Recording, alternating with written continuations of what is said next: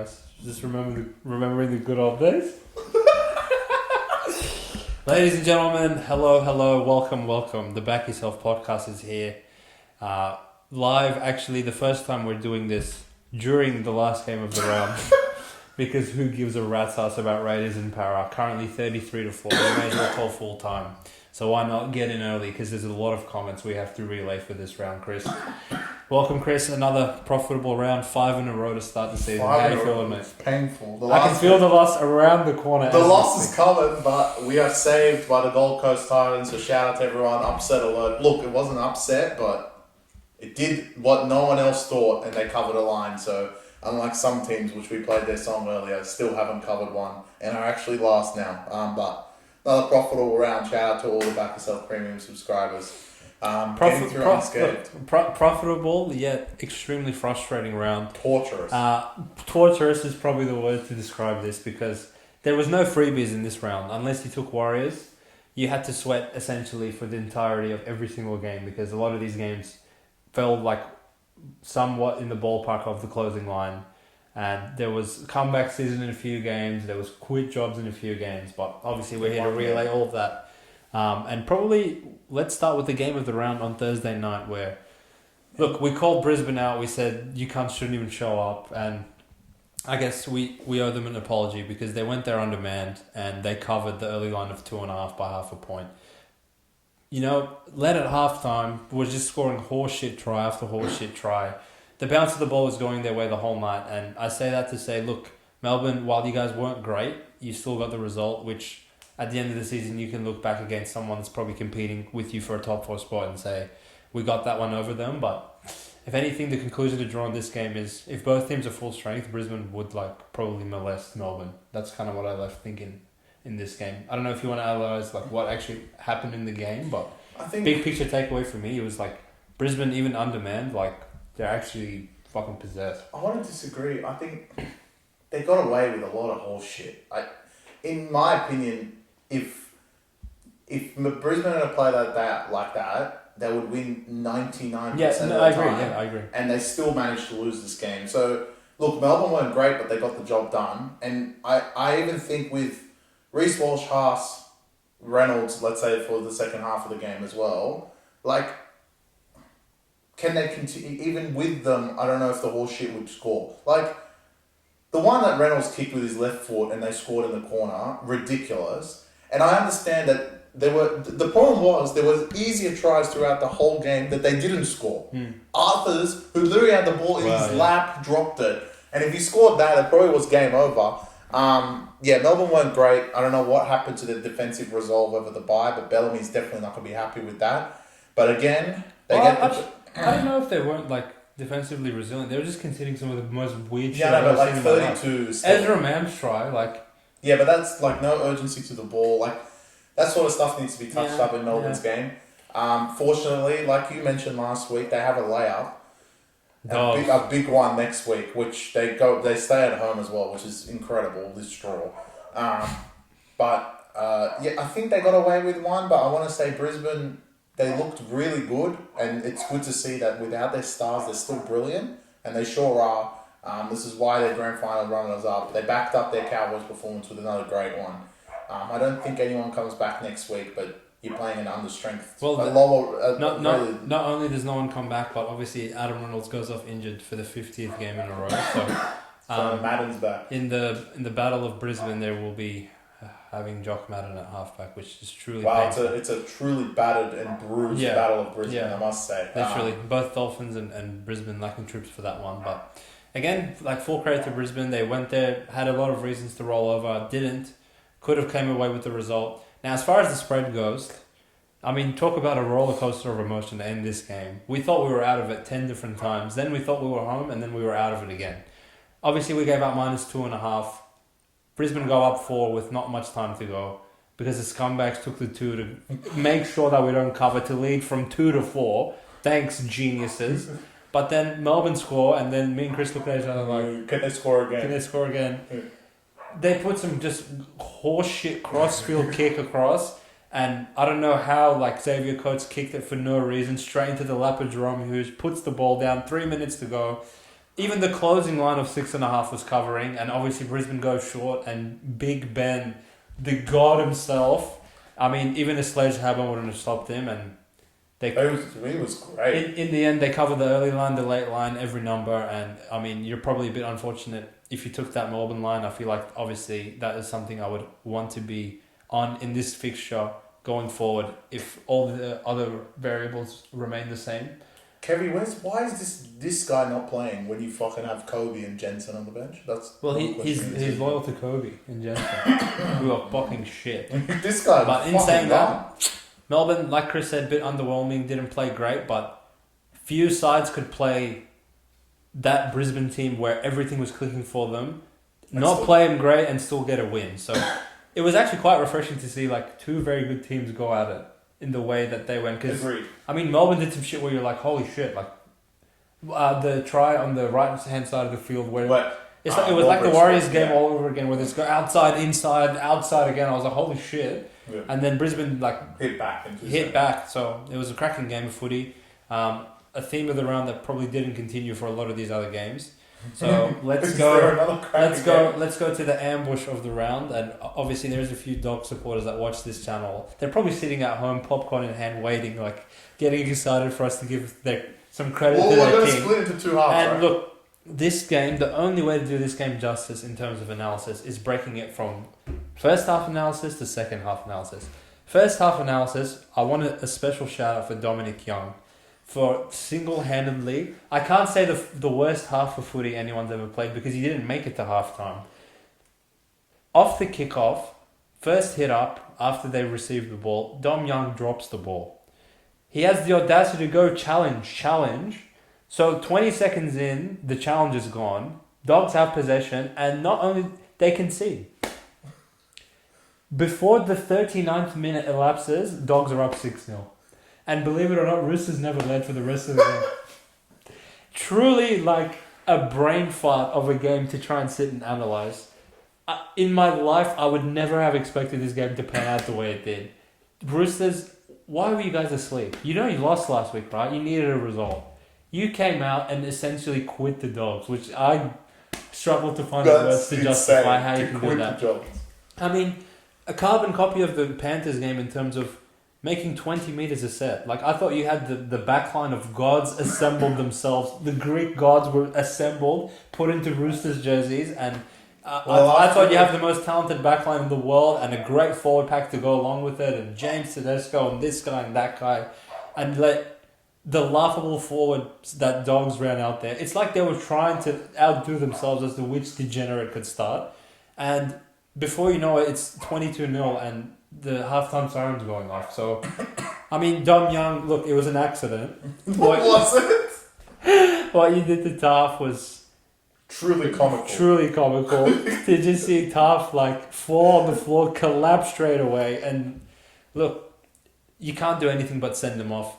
One of the boys in the office was talking to me about this and was like, look, the NRL needs to sort of get their shit together in terms of sometimes they like adjudicate things based on the result, which he had a point, right? Like if Taff gets straight back up, that's probably a sin bin and not a send off, right? But the way he literally wound up, smashed the shit out of him in the head, it has to be a send off every day of the week. So even as like blokes that backed the Roosters in this game, I had no like beef with that. It was the right decision, and if anything, like they already lost by that point. They already were, and like Roosters fans, you can't even say, oh, like the send off, this, that. Like it was already 12-0, about to be 16. No, I mean you had helped them. You had 13 players when Viliami Kikau was just walking through your defensive line with no resistance. So there's literally no excuse for that. I don't know what possessed Dogs in the first half, but I don't know if like they didn't know it was raining. They're throwing the footy around. They're going shots on. They're fucking supporting each other. Looking like the 2007 Melbourne team that breached the salary cap. I'm thinking, who are we playing? But then the second half arrived. And everything changed. So I'll leave the second half to you, unless you have anything to add first. Roosters, there's no coming back. That first half was abysmal outside of the send-off. Even outside of that, you guys were fucking horrific. Did not play the conditions at all. Dropped the ball. I cannot believe James Tedesco challenged that call. Everything went against you. I think Sam Walker was up by that point. James Tedesco got smashed, which is terrible for Origin, for New South Wales. And then the second half began. And whatever happened, this is my only way to analyse Dogs. Dogs thought that Roosters gained 2 players at halftime and they had 14 out there and not 13. Well, I cannot believe a team that lost 26-6 the second half against 12 players. Well, you can't come back. I want to be a fly on the wall. What did Serraldo say to them at halftime? Go out there and quit. Make this interesting. Dogs. It was awful. Look, I feel bad for anyone that sits here and live bets. Dogs were like only minus 24 at halftime or something. Minus 36. Minus 36 and a half. And they had 40 minutes with the ball. I can't believe that second half. In my opinion, I was sitting here watching the game and I said, if Serraldo lost this, he should be fired on the spot. Yeah. I wouldn't even let him do a post-match interview. That's how bad they were that second half. It wasn't like Roosters were good. They just found a way to score. It wasn't Roosters good. Yeah. It was Dogs garbage. Yeah. And in fact, it went down to the last minute. And look, Dogs got the win. If you look at it pre-game, it's a great win for Dogs. They were plus 12, plus 10 or whatever it was. Shout out to them. They won the game. But you're the only team in the world to lead 26-0 at halftime, which the last try you shouldn't even fucking score. The Seb Hughes, he's an incompetent player. If you didn't score that, you would have fucking lost. Yeah. So, look. So, as good as Dogs were in that first half. They were great. They were great. They undid the screw of us coming here and saying, look, they were great. They did exactly how to play the game properly, played for the rain, and they played it really well. And they beat Roosters who looked like they didn't even want to show up. But we have to get the drill and undo the screw because these fuckwits in the second half just laid it in. Maybe worse than the Roosters' first half. I believe it was worse. The context of Sam Walker dying, James Tedesco dying, Dom Young being sent off. They brought Michael fucking Jennings with grey hair onto the field. That's how desperate they were. It's already 26-0. The live line is 38.5 and you peasants win by 4. Not to mention that Victor Radley got Sinman with 10 minutes to go and you conceded again. You were short on the edges against 11 players. You break mathematics. And physics, Dogs, as to how garbage it comes up. Look, and honestly, it's not just our opinion. That's the thing.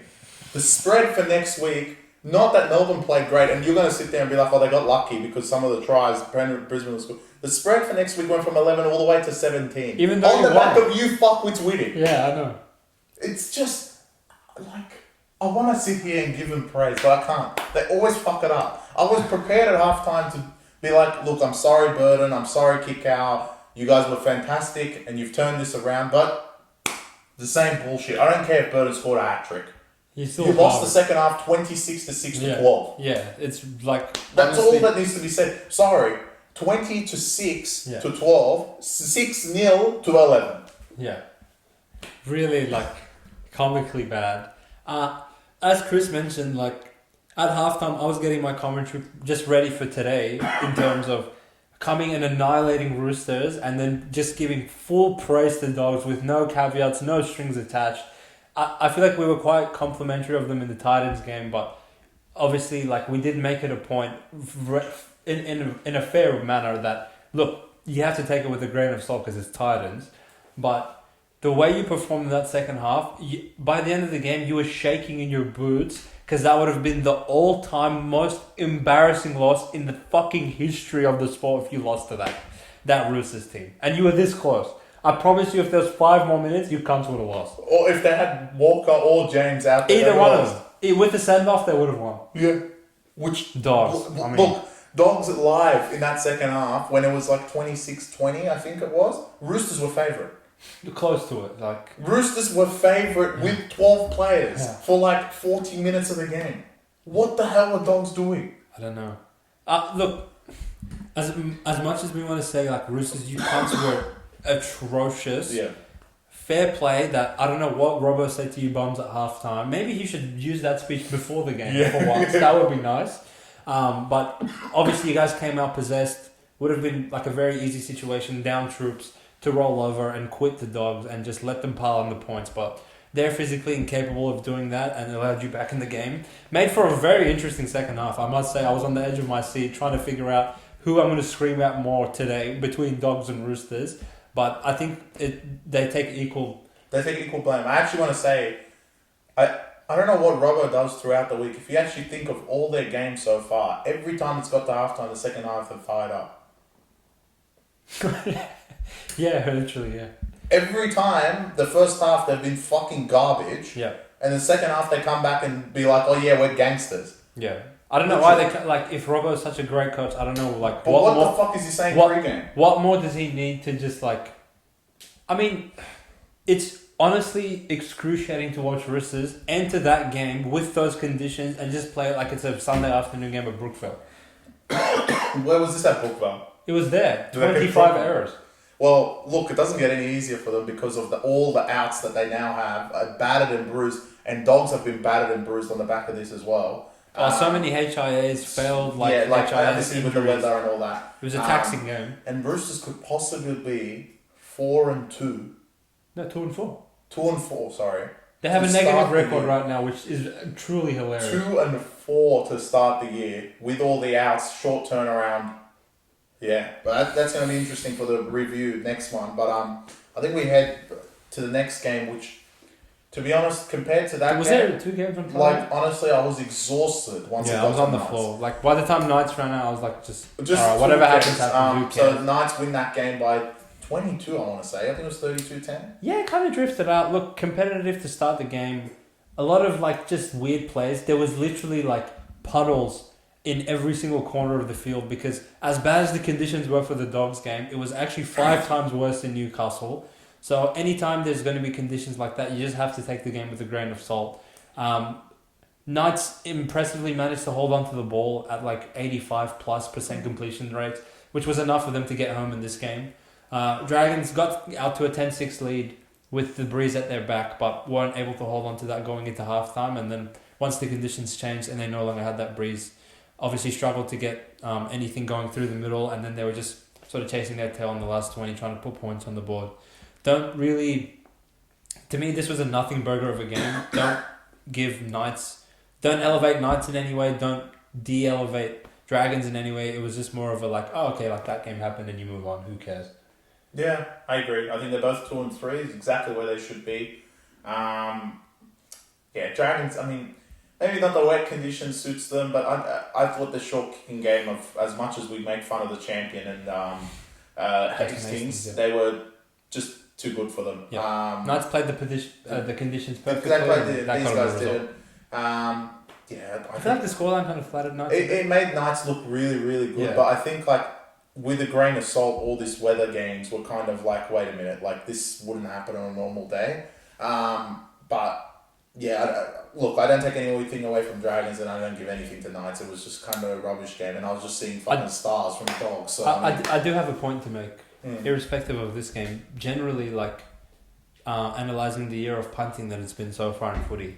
I mean, like, what is the point of betting 5 days in advance of games? I'm sure the record must be 0-10 of getting more than 6 points of line value. This closed at +4.5, believe it or not. And Dragons, you could have got them +10.5 last week. So 6 points of value, you're thinking, I'm on a great bet, it's raining, Dragons are up 10-6. Oh, like, shit, I'm up 26 on my spread bet. Yeah. And like 2 seconds later, they lose by 22 anyway. Same garbage in the Melbourne game, same garbage every round. So the only one I can think of is the Moses out for Tigers, which was like 8 points of value, which ended up winning. But Tigers won head-to-head anyway. Exactly. So, I mean, look, apparently you can't bet So if you like... Well, you know what's funny? This is even worse. You know the really sharp punters out there would have known this fucking tsunami was coming to Sydney, taken unders at like 43 and they all lost. Yep. In this round, both hurricane tsunami games on Friday went over the total points, and Souths in that perfect miracle conditions for footy went unders. So that's the sport we're trying to like be profitable on. Do we get to them? Or are they like a 5-hour job? Like, I'm just wait. Are you got Knights out of your system? Is there anything to say about Knights? I'm like Knights. I don't hate you guys anymore. Like, I just don't care about you, to be honest. Dragons, we really truly like you. Shout out to Zarafos. Shout out to the Zarafos brothers. As I spoke to Chris about you boys earlier, seems like you weren't too disheartened with this game. So even that puts into context. Who gives a fuck? Who cares? Like, it was just a weird game, and you move on to talk about the thrill in Manila. I mean, was in Manila, was it? It might as well have been. That's how good the conditions were.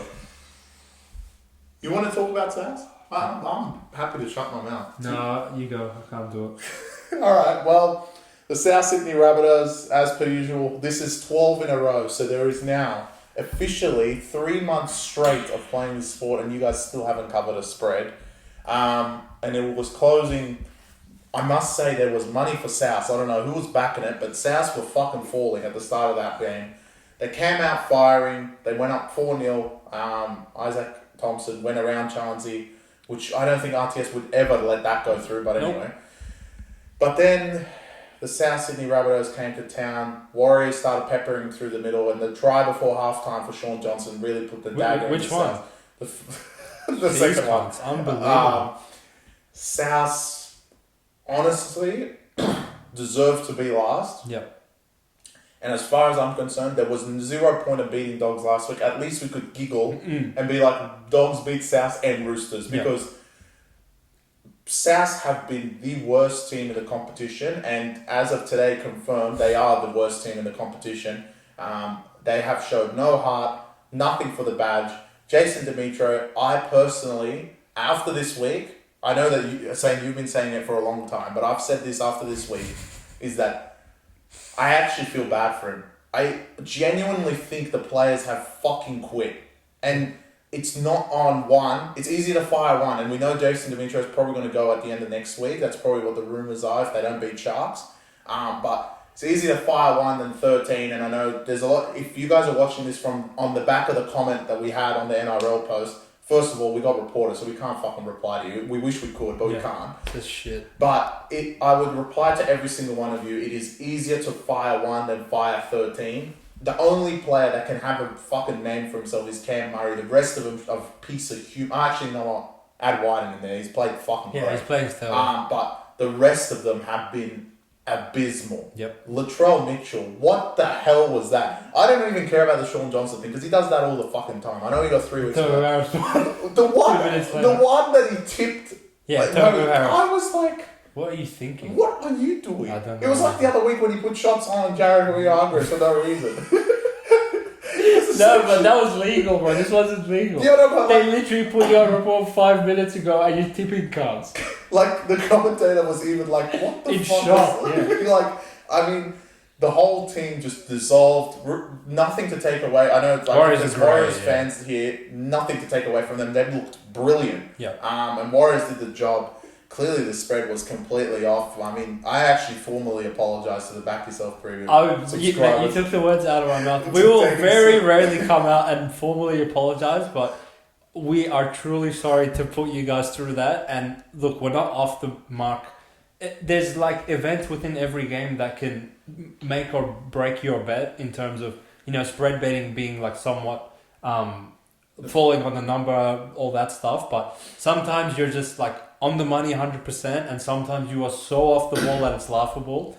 I had a lot of people come at me and tell me, why the hell are Warriors $1.82 head-to-head against South? South's so fucking awful and they've quit, blah, blah, blah. I went back at them the whole week, and look, we were wrong, you guys were right. Whoever took Warriors, round of applause. Because honestly, if they played that game tomorrow, Warriors would be like $1.30. Yeah. Honestly, they shouldn't be like -6, -8.5, because Souths, they are, honestly, the word that comes to mind for me is they're just incompetent. There's a certain point that, sure, Chris is going to say that they quit, and they do eventually quit in these games. I'm not saying they don't quit, but they don't go out there and quit straight away. They give you when they scored that first try, the energy was high, right? Like, they were celebrating, they were in it. I don't think they've gone out there and quit on JD, but when the going gets tough for these guys, it's scary how bad they are. And in terms of a matchup of a team that was built to exploit their lack of resilience through the middle of the field, Wade Egan, I mean, if they picked him for Origin in the series this year, I would not be mad because he's playing that well. Sean Johnson had the ball on the string. Chansey Nickel-Klokstad, if he wasn't fullback, this would have been 34-0. So that's all I'm going to say about him. And, South's like, where do you go from here? I mean, if you fire JD and bring in Ben Hornsby, nothing's going to be fixed. It's going to be the same. No, So you're telling me if you fire JD and Ben Hornsby comes in, Cody Walker all of a sudden is going to make good decisions with the ball and is going to hit the right player with the ball. But look, like... I'm not done. Not to be devil's advocate, but like, why did Mamazoulas come in and not come off the bench? Who's playing fullback next week? Answer me that. I mean, Chris made the suggestion that Wyden probably has to go there, and I like that, but who the fuck's going to play centre? Gazzy is going to play on both sides. I mean... It's shameful. Surely they have a Jed. Do they have Jed Cartwright still? They don't have... The only thing I'll say, JD, you made a huge mistake, and you honestly should fess up to this in front of the media, and you owe Lachlan Ilias a public apology. Not that Ilias is good, because he's not good, but to say that you're playing 12 versus 13 would be a disservice to how bad Dig Hawkins is. Because if you're playing 12 versus 13, you know, like, you're at a deficit already, right? But you look across the side from me, you see this cunt, hit me, I'm open. And he just drops the ball for the 4th time in the game. I would quit as well. Why would you keep trying? Footy game, what fucking ping pong game. Cunt is shit. Get him out of there, Jay. I said it when they put him in. This is not an upgrade. I mean... Wow, God. I'm still trying to figure out who's going to play centre. Well, we have 2 nights to think about because it. They Say it in the preview. They can't even put Johnston to fullback. Yeah, he's dead as well. Look, I'm not going to give Souths much slack, but Campbell, Graham, Johnston, Ilias... all these players not being available is probably 10% of their problem, but what they are able to name on the park is good enough to be competitive in these games. I'm not the saviour himself. I'm not asking for you guys to be 4-1 at this point of the season with that draw. I'm honestly not asking for that, but to be 0-12 against the spread in the last 12 games is hard to do. Like, Titans covered, for fuck's sake. Titans. Well, look, if South was showing good signs, they could easily still be 1-4 with the teams that they've played. Yeah. They've played a fucking horrific draw. The one thing that I said last year was Para's draw was bad. South's draw to start the year has been horrific outside of Dogs. Yeah.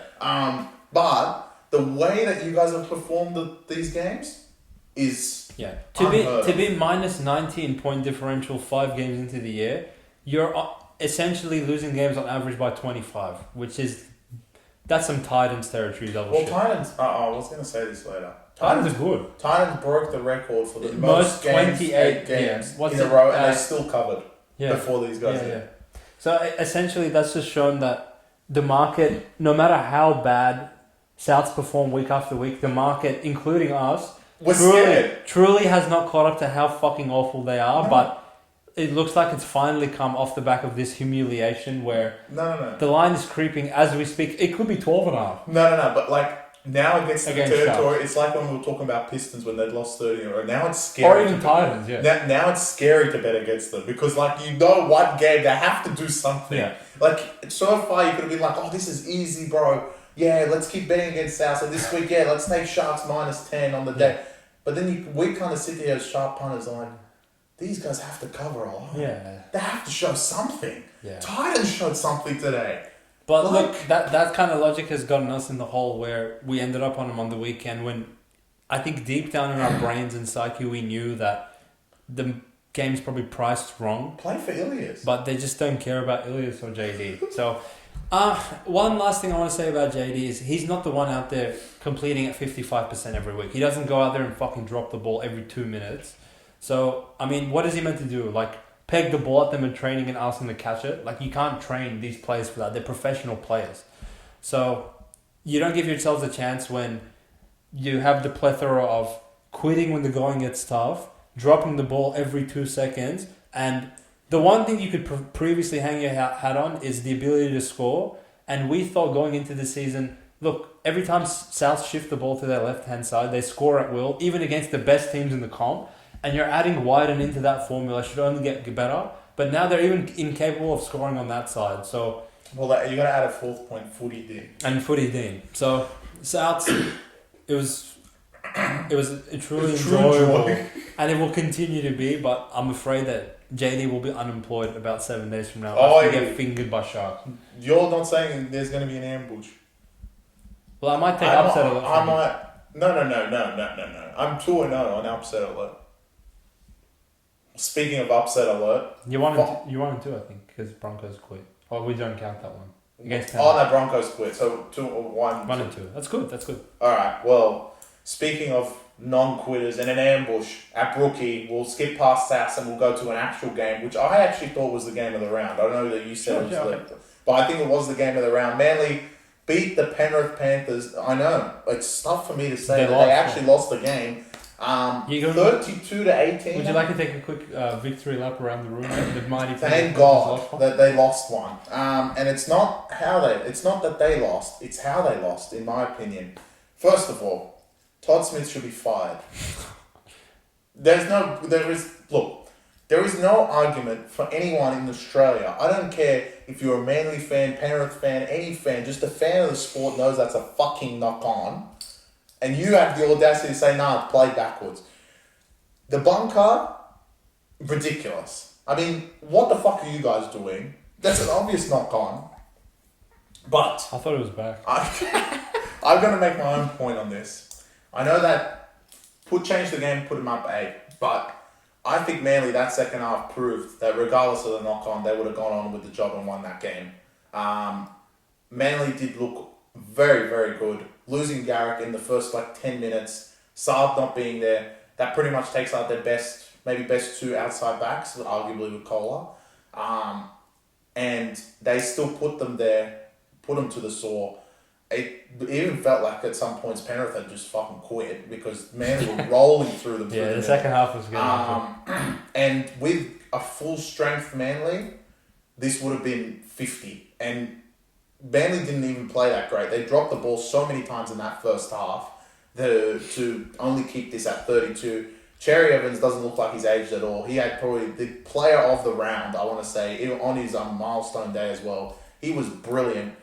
I have big raps on Manly. There was a lot of people that weren't too happy with my comment on the NRL post, but I actually thought, by unpopular opinion, Manly just proved that they could probably win a premiership full strength.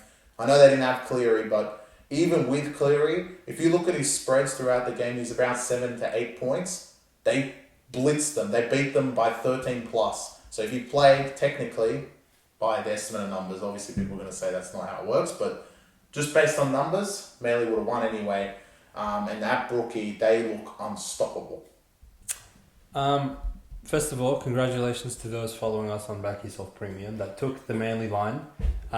We did say that I personally said I was a little bit hesitant of this line on the preview of the round podcast that we did a few days ago. But the more I thought about it throughout the week, and once I found out, look, Cherry Evans is breaking the all-time record of most capped players by a Manly Sea Eagle. Round of applause to Cherry Evans. Yeah. What a fantastic career he's had in the Maroon. Crazy to think that he was almost a Gold Coast Titan before. He made the best decision of his life and backflipped on that deal. Now he'll always be remembered as a Manly legend. Gets a try in the game as well. I mean, if you didn't have him anytime try scorer in your multis, what are you doing? But look, I'm going to put a lot more weighting on that horrific call. And I know it went our way, so I have to have the same energy as if... Because if I took Penrith and saw that, I would honestly, I wouldn't make an appearance at this podcast. I would fucking kill myself. I'm going to give Todd Smith a break because I like him. And look, they've invested all this money in the bunker to get rid of the egregious error, because in the heat of the moment, if anyone's ever played footy, you know that there's a million things going on. And live, it kind of looked like the ball did eventually bounce in a backwards thing, right? Because Kohler picks it up behind where Tommy Talau was. So I can see where Todd Smith was back, play on. Oh, if it is a fucking knock-on, the cunt in the bunker is getting paid all this money to take the egregious error out. What's his excuse? He sat there and rewinded it 25 times and was like, yeah, that's not bad. There is no video evidence. He dropped the ball. He literally dropped the ball. Look. It's on camera. It's right in front of you. It's because he's moving forward and the ball goes behind him. That's what they can't compute that in the bunker, apparently. Wait, no, he's just a fucking pussy. It's Grant Atkins. I didn't know it was Grant Atkins. No, so he's just a fucking coward that refused to overrule it's inconclusive. He fell on that thing. He dropped the ball. But having said that, the way Manly went on with the job once that was called, sure, it was great, whatever, but I give Penrith like the nth degree of a pass. You give him a pass? I give him a pass. I thought that second half was... quit. That second half was really bad. Look, Manly had all of the ball in the first half. They scored one try through Tommy Turbo brilliance, and then they scored that garbage when, if they call a knock on and Penrith's up 6-4, who knows? Fucking the way Penrith were playing it, 2 seconds into the game, maybe they go up. No, you know what? The teams that haven't backed down to Penrith have either got a result or kept it tight with them. Think about it. What, you want them to win by 50? Round one, they did not back down. Roosters never backed down to Penrith. No. Oh, yeah, Melbourne. They didn't back down to fucking Penrith throughout the whole game, and these cunts didn't score. Yep. Parrot never backed down to Penrith, and like to keep that only at 8 is basically a win. Sure. As far as I'm concerned. And on top of that, Manly never backed down to them. I know the call went against them, but they did not fucking back down. I know. So as soon as you you give them some fucking intimidation, these cunts will fucking lose. They're not good. No, that's just... I refuse to believe that this team... I understand they've won 3 in a row. But this is possibly the first time that the downfall is starting to begin. Someone fucking beat them, finally. By the sheer will of God knows what's going on. And thank God we don't have to do analysis on them next week because they were fucking by. They can relax. Yeah. No one gives a fuck. As far as I'm concerned, fuck these cunts. That second half was not good enough, was not 3-time champ worthy. Done. I don't care if Cleary wasn't there or not. The forwards actually just got rolled. No, I give him a pass, mate. Manly at Brookfield will do that to anyone. And Chris actually made a great point 5 minutes before we got on this podcast. I don't think you can actually put anyone favourites in Manly anymore. With how, like... No, you can't. How much of a fucking fortress Four Pines Park is. They've played 2 games this season there.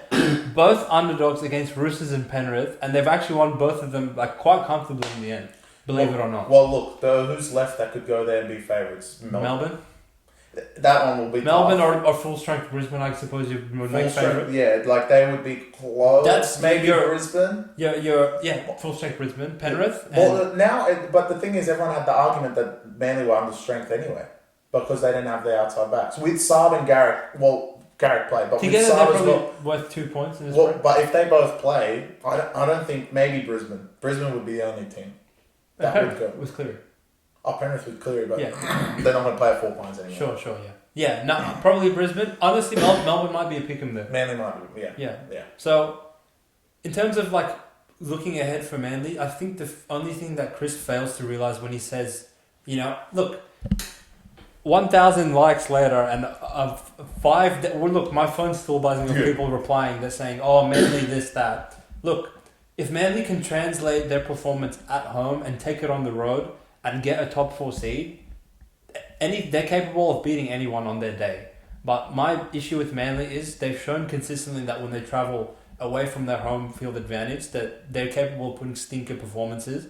And all we have to do is think back 7 days ago to when they got raped by Dragons. Yeah, no, I agree. If they don't hold possession of the ball, they can stink it up, and they did it against Dragons. But Turbo, like we mentioned in the review, he's not going to drop the ball 5 times, and I don't even think he even dropped it once in this game.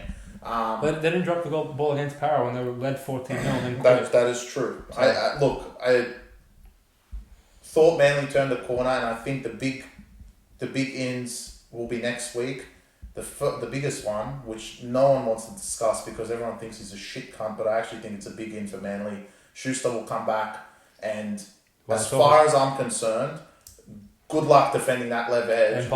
Impossible. I understand defensively he has problems, but if they have outside the back Turbo and short ball of Schuster who can throw the ball as good as any 5'8" or halfback, it's really going to be very hard to stop on that edge. No, I agree.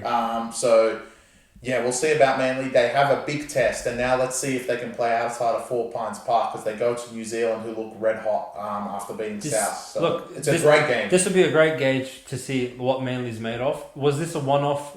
Yeah, it's Cherry Evans' record game. We're back at home. Or is it, no, we're actually good and we can compete with any team and we can go to New Zealand the week after and get a result as well. So, yeah, it will be a big test. Now we get onto one of the 1C.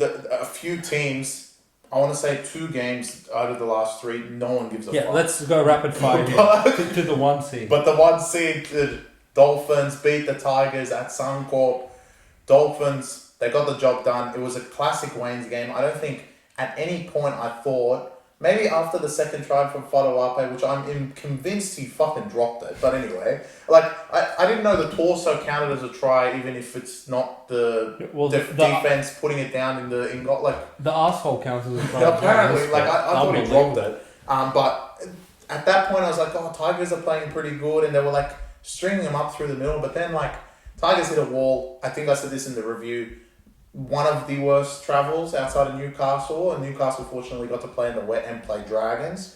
But Roosters Tigers, after playing Monday, had to fly to Queensland, who Dolphins have played in Queensland this entire time, everyone forgets, but they have, and next week as well. But Dolphins just looked fresher, and at the back ends of both halves, they kind of blew the game out. They have very quick players. Hammer time looked great. Shout out to maybe the second best player of the round, which was Jeremy Marshall King, who was incredible. And to do that against Coruscant, who we know is elite, was even better. I don't really have much to say. I don't think there's anything to backlash on the Tigers. They've played two good teams and won 2 games, and obviously going up to Dolphins was never going to be easy. If Tigers had turned a corner, this would have been a very close game, I want to say. It ended up only being 10 points. I don't think there's anything to gain. The biggest loss for Dolphins is out Kobe Farnworth because they're scared of their old teams. Yeah, they're back down. It just it's weird that they both go out before the Broncos game. It's a coincidence. But I don't take any away from either of these two teams. Dolphins are first, and shout out to them. They were first last year, I think everyone forgets. So they didn't make the 8, and I don't think they're making it this year either. But I still think they are showing that they have been a great addition to the league, and to be first after 4 matches, they're doing something right. Yeah, considering they were last after 1 match, so good on them for sort of turning things around. But again, schedule makers, just play the whole season in Queensland. Yeah. You guys never have to leave. I guess we'll get like a better understanding of what they are when they have to take the show on the road. I'm sure they'll have a big travel spot ahead of them when they just play in New South Wales for a long time. So that'll be interesting. Tigers, you had probably a bit too much against you, and you're not that quality of a side yet to go on 3-peat after winning the comp on Easter Monday. So fair enough. You didn't make a mockery of yourselves. You only lost by 10 points. At 14-0 at halftime, if you comes were truly garbage, you would have lost this 30-0, but to only lose this by 10, I think encouragement from both sides here. And we probably know that neither of these teams are elite or going to make any noise in the competition, so they just are what they are. And also they played with 12 because Sullivan played. Yeah, you just simply can't play them. So lucky Galvin, please, like we will. Yes. One more week. They unfortunately don't have him next week either. Yeah. Which is a shame. Well, he has to play his old team. Which one? He can't play Dragons? No. Oh, Sullivan. Yeah. He might actually play for Tigers in the first half, Dragons in the second half. Well, actually, he's no longer blonde, so you can tell the difference between him and Coruscant, which is a bit gay. Something else I can tell the difference. Yeah, it seems, I don't know, I was tricked into thinking that it was impossible for Titans to cover today. I thought Titans it was maybe 16, 17, even 18 in some flat on some spots. Oh, they must have lost by 20 plus then, right? Yeah, in their dreams. They lost by 13, and they should have lost by actually less if fucking AJ Brimson, one of my most hated players, didn't throw that intercept to Fell. But look, Cowboys again, proving they cannot defend anything. Yep. And they were up in this game, yeah, you heard this right, 28-4 at one point, and they still managed to fuck it up. And look, I don't think there is any shade. I understand they won, but as far as I'm concerned, they didn't win. Cowboys were showing that all they can do is throw the ball around. Once that doesn't work, that's it. This is Cowboys. We're done. Yeah. And they couldn't throw the ball around. I don't know why the commentators, I don't know who was commentating that game, thought that Townsend one wasn't a hip drop. He broke his leg and his ankle. But anyway, and as soon as they went down to 12, there was no resolve whatsoever from Cowboys. Nothing. Concede the next set. Titans get the ball back. Concede again off the kickoff. Yep, and all of a sudden, Titans are within 6 from nothing. And you're lucky that Felt actually has a brain and ran out of the line and caught that ball, because if it got on the outside, it was another try for the Titans. Literally. And because AJ Brimson's shit cunt, he threw the ball like that, even though they were rolling anyway. But regardless, I did not see anything from Cowboys. Des, whatever you said at halftime, fired them up. I actually don't think they were bad in the first half. They just didn't have the ball. Yep. But when they got the ball, they showed they can score. There was a stat early in the game that they scored 4 tries, which was the least tries in the competition, and next was South on 13, which you could see the paramount difference between the two teams. Titans brought that a little bit back at the end of that second half with the sin bin. But I thought Titans deserved to cover 16, 17, whatever you guys' number got. I think this opened at 12 anyway, so, I mean, if you took Titans at 12, end your life. Yeah, essentially. But anything past that, I believe that Titans were the right side. They deserved this, even though they didn't have the ball. And Cowboys showed my expectations again that they're a piece of waste. And as soon as their pack can't roll through you and Drinkwater doesn't throw like 5 different cutouts and finds Reece Robson short, and he apparently put the ball on the line, which they didn't show, and they just try confirm because we're in Townsville. Yeah. He literally didn't score. He didn't score, but anyway, they showed nothing, and I do not believe in them. They're still not going to make the 8. Case closed. Fuck you, Cowboys. Yeah, Cowboys, in my opinion, not impressive at all in a victory. 64% of possession in the first half, and they garner a 16-0 lead. I mean, talk about front running. Titans, you did well to hang in there as well as you did. The weight of possession in those humid conditions with the opposition in front of you that was in front of you, the tryhards of the wannabe globetrotters of the NRL that, I mean, it doesn't matter if it's rain, hail, sunshine, tsunami, they're just going to do this, they're going to do this, they're going to do stupid shit like this, and half the time it's going to work, and they're going to put big scores on the board.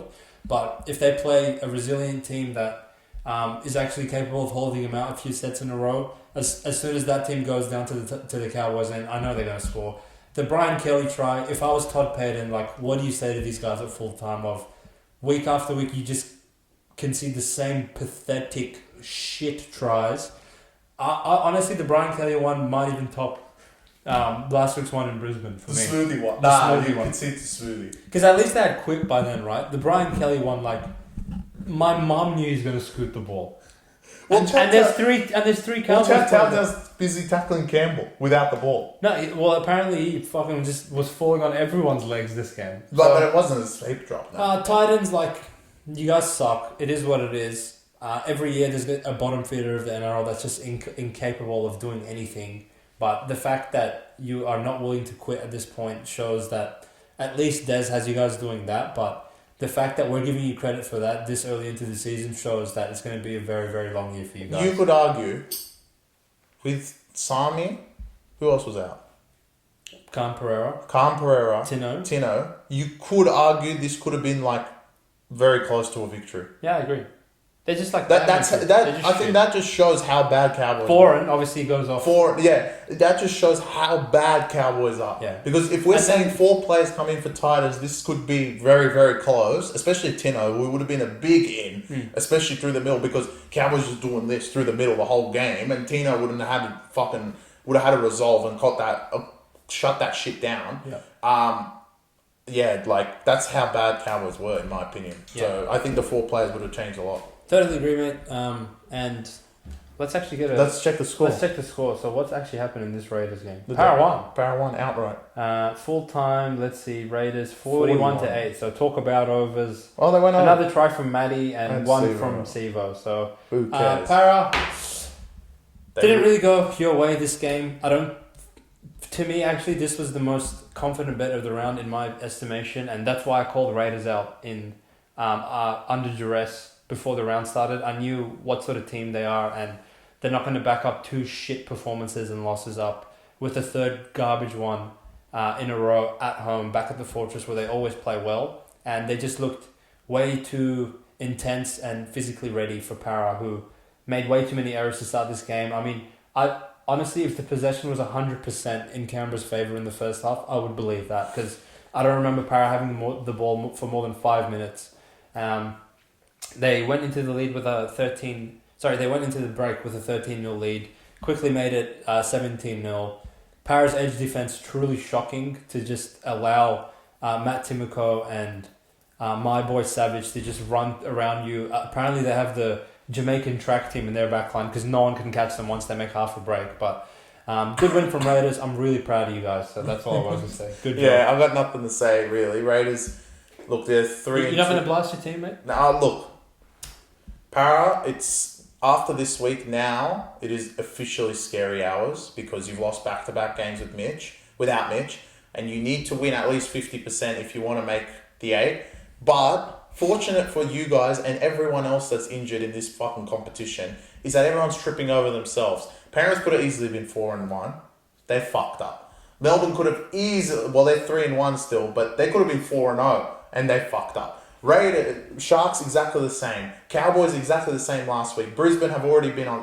So because everyone is now so tightly compact, except for Dolphins because they win everything, and Cowboys who have one extra win like Melbourne just in front of everyone, everyone's across each other. South suck anyway, so you guys are good.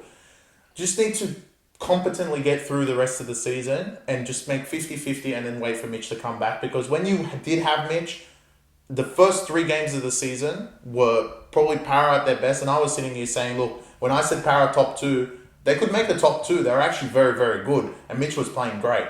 But now, obviously, that's out of the question. You're going to probably get a low seed in the 8 if you guys make it. But scary hours begin now, and Parramatta, next week is a big bounce back week for you guys. You know who you're playing, and it's back at home, and I'm not going to say any more, but the review will have exactly what it is. Parramatta back at home against the Cowboys for you guys that don't know. But yeah, we'll have to see that one. I think that's a big bounce back for them. And yeah, that's it. I think that's the podcast. That's the podcast, mate. See you all. Well, actually, I have one other thing. Talk to me. Well, I actually thought of another segment. The biggest degenerate of the week. South. No. We're going to call it the South Sydney Award? Nah. We can call it that until they cover. Well, they're just not... They can't cover. Okay, alright. Well, I was actually thinking of a particular... Like a player. Oh, sure. What do you think? And obviously my player was Latrell Mitchell. How can you obviously do Dom Young? Oh, sorry. I forgot. Yeah. Oh, no, yeah, well, yeah. The worst singular performance of all time, Dom Young. Alright, so the Degenerate of the Week award goes to Dom Young, who didn't even make it to halftime. And I'm going to say GOAT of the Week award, obviously Cherry Evans, take a bow, mate. Great result, great day for the Manly faithful, getting that result at 4 Pints and honourable mention, Sean Johnson was great on Saturday, and Jeremy Marshall King was great as well. So. But I think that's now the podcast. Lovely. So you can get in the lab in the next 48 hours, think of your upset alert. I will put a team under blast as well, and we'll be back 2 days from now. Peace, guys. Cheers.